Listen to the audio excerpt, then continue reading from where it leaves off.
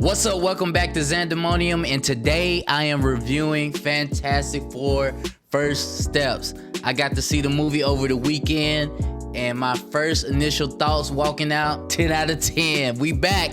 Marvel is back. I love this movie. I loved everything about it. But to make it a fair review, I let it sit for a little bit. I know it was a lot of hype, and I was very excited to see Fantastic Four on the screen. I'm biased. I'm a Marvel's fan, but I let it sit a little bit before I did my review, and this is my review. First off, let me talk about the characters. Mr. Fantastic, Reed Richards by Pedro, he did a great job. A great job. You felt the coldness of Mr. Fantastic. He was a nerd. He was the smartest dude on earth. He had all these technologies, and even when it came to, and let me say this before I get too far into it. There will be spoilers, but let's get back to Mr. Fantastic. He did a great job. Pedro did. First, I was a little nervous. Because he's been in so many movies, and I felt like I was getting a little fatigued from seeing him on the screen and all these TV shows. How is he going to portray this guy that's one of the smartest in the MCU? He did it. He nailed it. And he had that genius, cold, 1 + 1 is 2, everything is scientific attitude about everything. He felt the weight on his shoulders in this movie, feeling like he had to solve everything even when he knew mathematically he couldn't comprehend Galactus. But he did a great job. I give him an A+.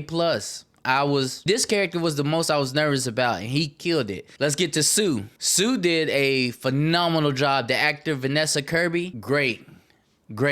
She was the emotional leader of the Fantastic Four in this movie. You felt her as a mother in this movie. The whole thing when they were in the ship and they were leaving and the Silver Surfer was phasing through the ship and trying to touch Franklin and get Franklin out of there. She looked at Johnny and said, "Kill her. She's trying to get your nephew. Kill her." And I felt that so hard, like as a parent, like all that superhero stuff went out the window. It was straight instincts.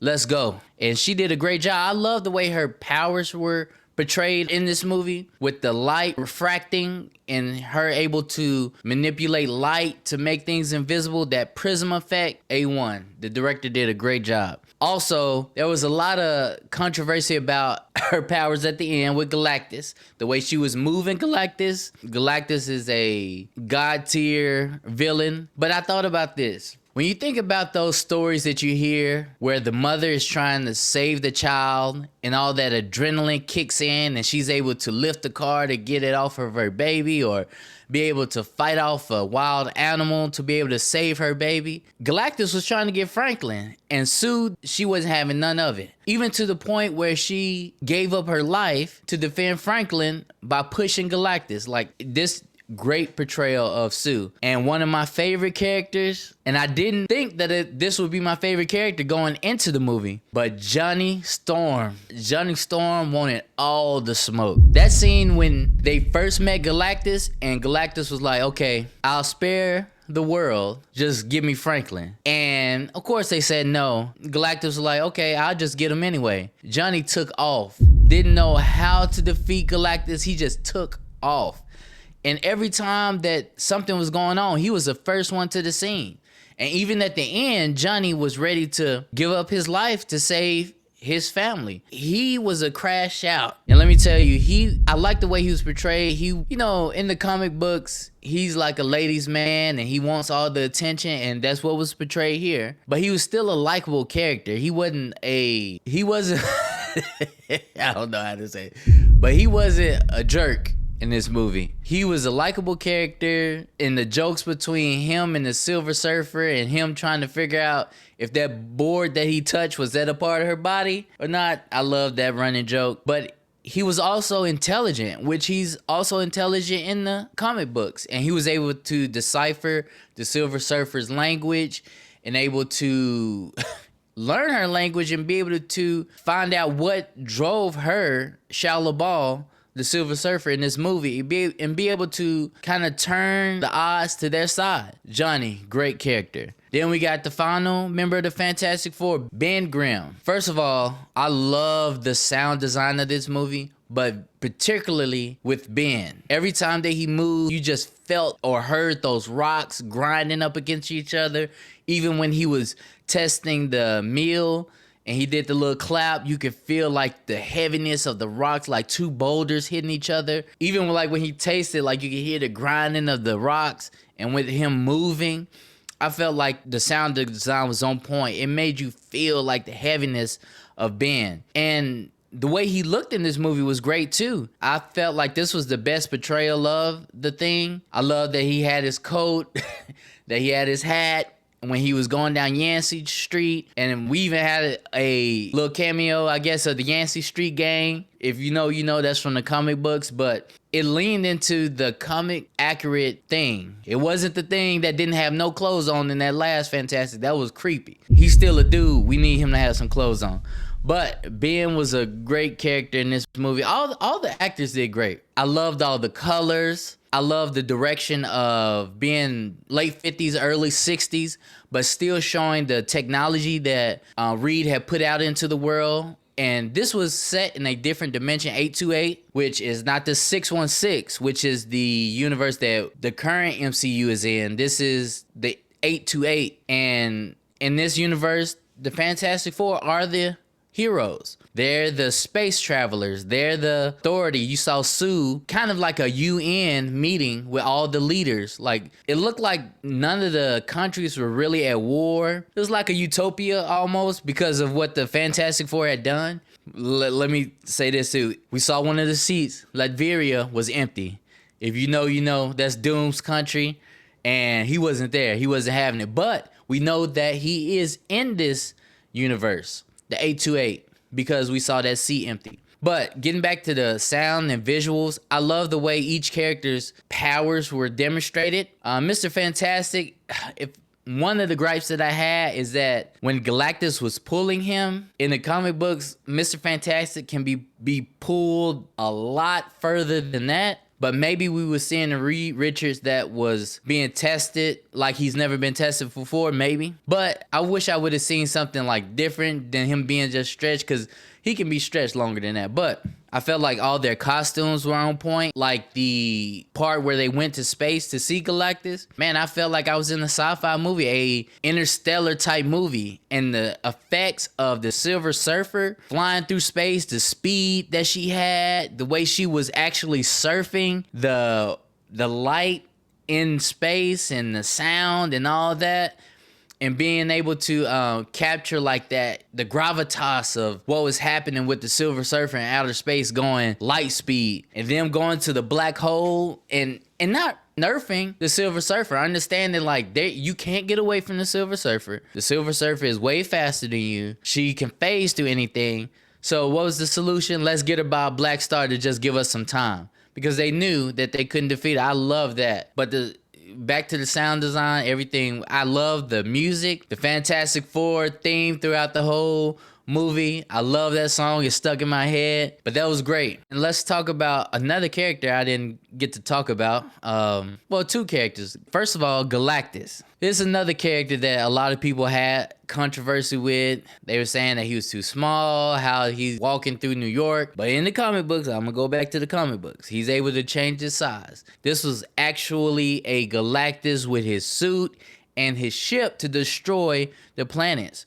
When they went to the ship into the other solar system, and we saw the ship coming through the planet, destroying it, and when they went into the ship, you saw the bits and pieces of the planet being processed like a machine. I thought that was great. That was great. It's showing that he's actually feeding. And then they had the tubes on the back of Galactus showing that he was actually consuming those bits of the planet. That is how he's fulfilling that hunger. I would say one thing, I wish that Galactus character was explored a little bit more. I know this is a Fantastic Four movie. Hopefully we get something about Galactus on the screen, or even a TV show about his origins, because it's a pretty cool origin. But I think if you didn't know anything about Galactus, I don't think you would get why is he feeding on planets? Why is the hunger so real? Why is it a curse to him? But I mean, it's a Fantastic Four movie. His suit was great though. And when he got to Earth and he jumped off of his throne and you saw him walking through the city,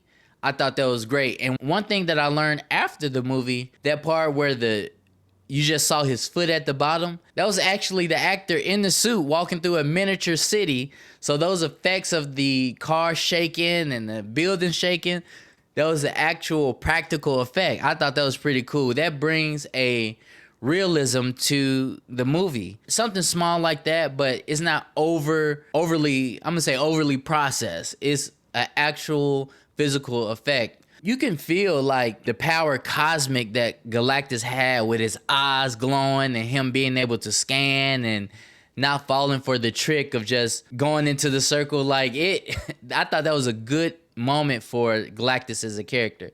Overall, I thought he did a great job. I love hearing his voice, like that deep voice. Then we get to the Silver Surfer, and this is the one that I think a lot of people were nervous about with Shia LaBeouf. That Silver Surfer was good. I felt like you could connect to her story. You can understand why she became the Silver Surfer, because she wanted to save her daughter as well.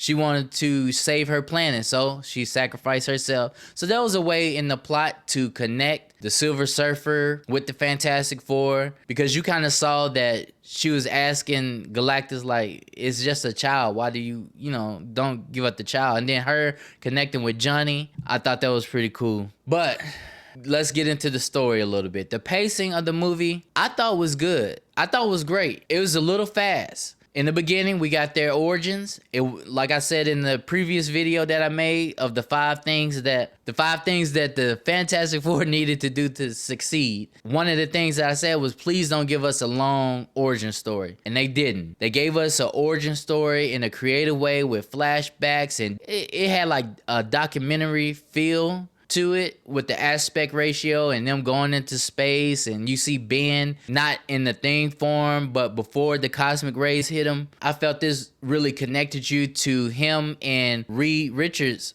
relationship, and seeing that Reed still feels guilty about not having the right suit when they went up there. But I would say probably not even 10 minutes. And then we saw them fight their first villain after coming back. And it was the Mole Man, which is the first villain that they fight in the comic books, if you know the comic books. So I felt like that was a perfect beginning to see where they came from. We got a Fantastic Four that was comfortable with their powers. They weren't trying to learn things. I felt like the overall plot of the movie was great. We saw the family dynamic of the Fantastic Four. Like, you really felt like they were a unit. They were a family. Even with the scene where they found out that they were pregnant with Franklin, you saw that Reed and Sue, they really loved each other. And then when they announced it to Ben and Johnny, like, they were just proud uncles. And even when Franklin came, you saw Ben carrying around Franklin all the time and Johnny playing with Franklin,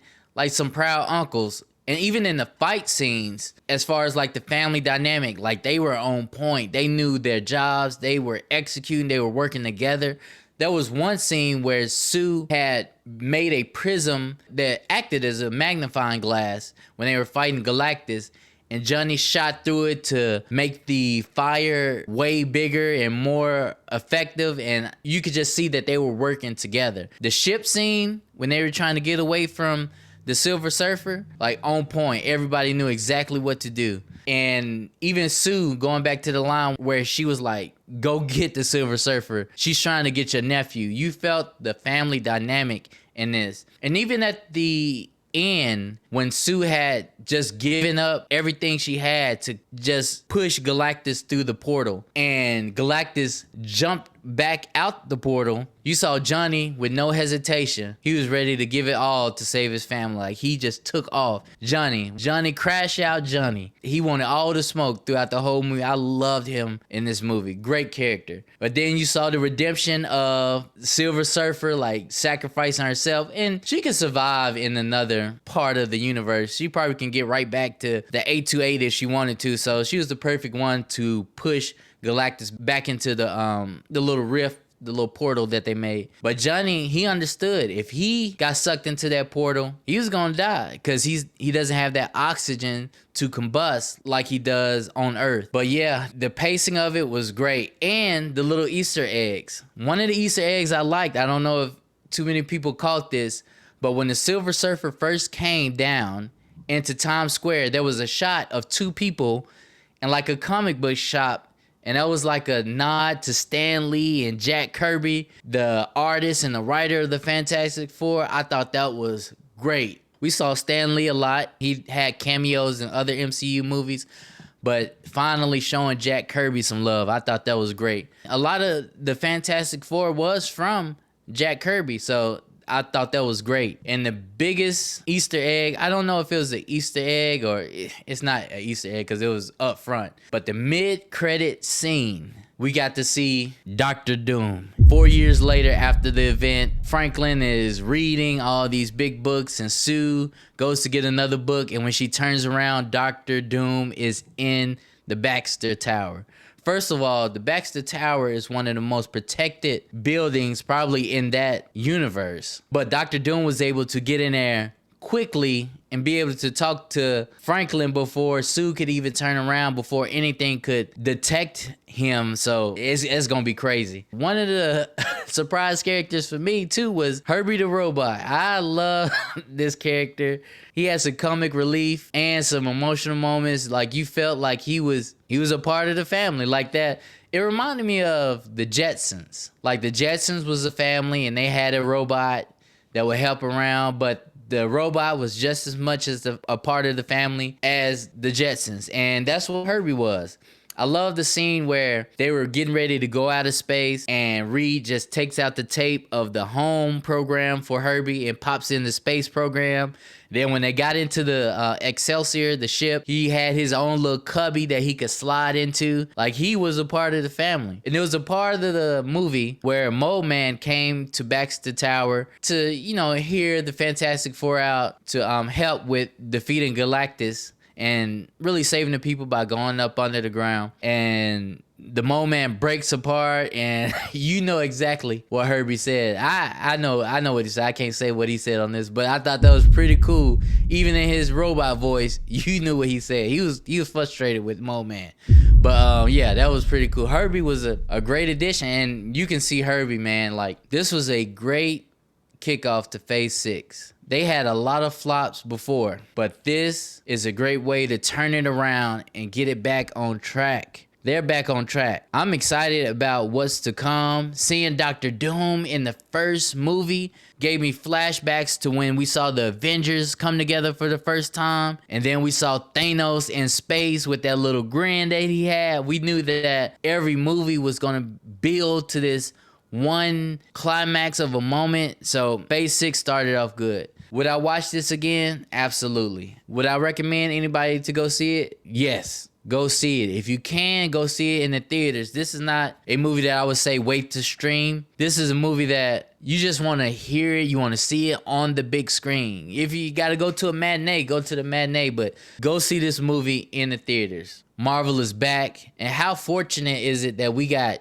two great movies from DC and the MCU in the same year within a month of each other. I feel like we're starting to turn it back around, get back on track, go in the right direction for the MCU. There was no political stuff. There was no agendas. It was just straight comic book fun movies. Just take your mind off, see some great effects, just wonder again, not pushing agendas. But that's what I feel about it.